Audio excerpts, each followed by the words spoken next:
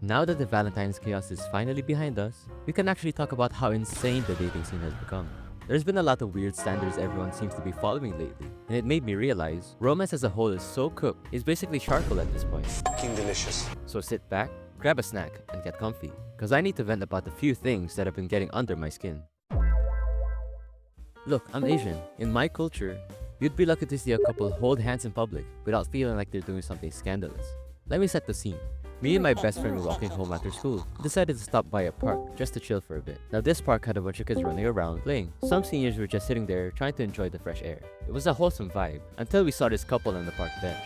I'm not even joking. The girl was literally sitting on top of the dude and they were making out crazy style. Crazy style. The worst part, everyone else in the park was just awkwardly pretending not to see it. Look, I'm happy you found someone. But why does the rest of the world have to be an audience for your Devil's Tango pregame? You're in a public park full of families. Have some social awareness. Don't get me wrong, I'm all for getting to know a person. I actually enjoy that part. But I despise when the conversation loses momentum and the situation gets awkward. It forces me to keep the chat on life support. Like we've already talked about our dreams and childhood traumas. And now suddenly, there's a silence so loud I can hear my own heartbeat. My intrusive thoughts literally get so bad, I hold back from asking this person what brand their microwave is, just to fill the silence. It's not that the other person is bad, it's just that the whole getting to know you phase can feel like we're both just reading from a script because we're scared of a brief silence. On a random hangout, I was actually joking with my best friend about how I should just start a YouTube channel with my entire life story on it. Every memory, every preference, every fun fact. That way, when I meet someone new, I can just send them a link and be like, here, watch a bunch of these videos, and get back to me when you're caught up. Obviously, I'd never actually do it. I want to actually know the person. But when you're stuck in that loop, the idea of a shortcut is so tempting.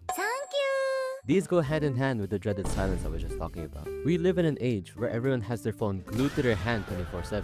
Your phone is basically an extra limb at this point. Then let's say your romantic interest messages you, asking what you're up to. I know a bunch of people who would urge you not to reply immediately. You aren't away or busy.